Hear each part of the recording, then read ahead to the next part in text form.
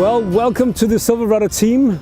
Lars Brastrup and myself, Philip Kosten, have decided to spend the afternoon on the water, sailing through some of the parts of Svendborg Sound. We're excited about the fact that 450 of you have enrolled in just 1 week. It's going to be fantastic. Well, the weather was so good today that we couldn't help ourselves. I left work early. Hopefully my boss hasn't seen this film. We would like to come and show you the boat end and the pin end of the starting line this year as we've moved them. To my right here is Vindeby, which is the westernmost or southwesternmost end of the line. And on my left here is Christiansminde Pier, which is on the, well, let's say the northeastern part of the line. Now, the major difference between this line and the last starting line is there are no ferries here. The line is considerably longer. It's 400 meters long, so I'm quite sure that even the biggest classes, all the boats should be able to start at the same time.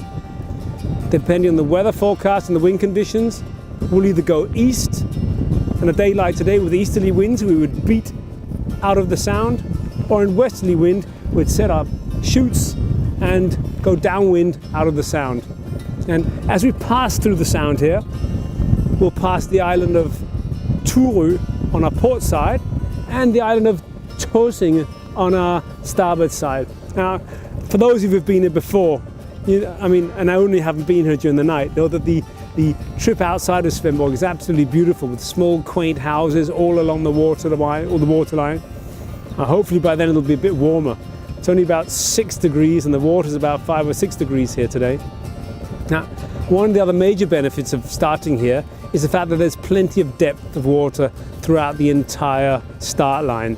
If you go inshore of the start lines, there are certain areas with shoals where the larger boats could go aground, but we're talking sandbanks either side.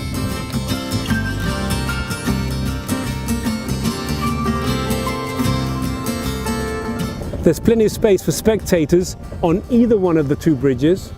Now, like I said, the starting boat with flags and signals will be on the Christiansminde end, which will be to the northeast here, and at the pin end would have flags set, and obviously we'll have cameras and we'll have jury making sure that boats aren't across or ahead of the starting line before the starts have passed.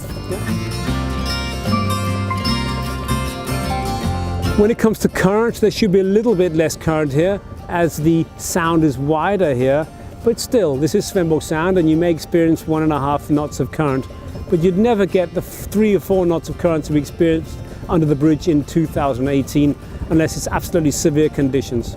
So hopefully we're in for a really nice start, and if the weather's like this, we just couldn't want anything better.